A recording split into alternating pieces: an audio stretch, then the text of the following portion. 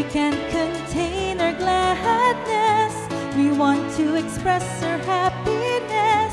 We're overfilled with joy today. We have a celebration for a good reason.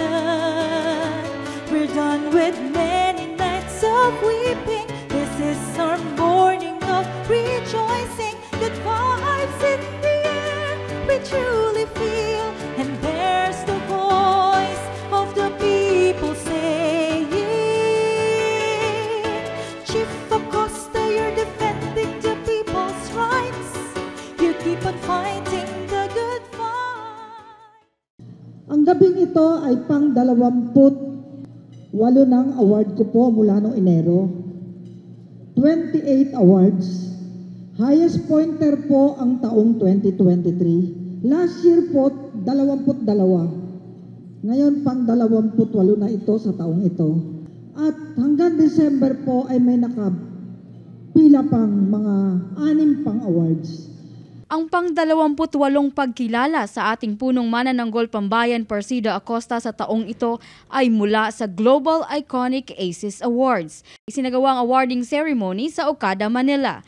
Iginawad sa Chief Public Attorney ang Global Iconic Public Servant with Outstanding Dedication to Public Welfare and Social Services Award. Hindi ko po malubos maisip, karapat-dapat kaya ako sa mga award na ito? Ang dapat pong purihin natin sa bawat mabuting gawa ay ang Diyos na lumikha sa ating mga buhay na patuloy pong nagbibigay sa atin ng lakas, pag-asa, sigla. Kaya po tayo ay nagwagi na at nakatakas na sa pandemya. Wala na tayong face mask, wala na tayong face shield. Talaga namang tayo po ay mga survivors ng nakaraang health disaster. Marami tayong dapat ipagpasalamat sa Diyos.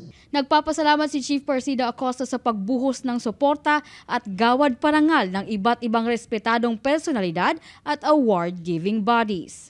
The awards that have been given to me are all special in my eyes, since they have been given wholeheartedly to me. I accept them with deep gratitude and appreciation. These awards have been conferred on me by highly regarded people in their respective field of endeavors. And one of them, of course, is Ma'am Benilyn. Ang gabing ito ay pang 28 ng award ko po mula noong Enero. Kaya sa gabi ito, kalakip ng aking taimtim na pasasalamat sa ating Diyos Ama, pasasalamat sa ating The Global Iconic Aces Awards. Ang award pong ito ay handog ko sa Diyos, ikalawa sa sambayanang Pilipino, at sa milyong kliyente ng PAO na nagtitiwala po sa Public Attorney's Office. Mabuhay po kayong lahat. Sa kabila ng panunuligsa at paghamak na patuloy na ibinabato sa Public Attorney's Office, ang ganitong mga pagkilala ay isa lamang sa mga patunay na patuloy na sinasamahan ng Panginoong Diyos ang ating Chief Public Attorney at ang buong PAO na nagkakaloob ng libreng serbisyong legal para sa maralitang Pilipino, naglilingkod para sa bayan at kaisa ng pamahalaan sa pagbangon ng isang bagong Pilipinas. Chief Acosta, you're defending the people's rights. You keep on fighting the good fight, the justice and public service. You've dedicated your life. You're deeply touching others' lives. You're fighting the good fight. This cannot be denied. Onward and fighting.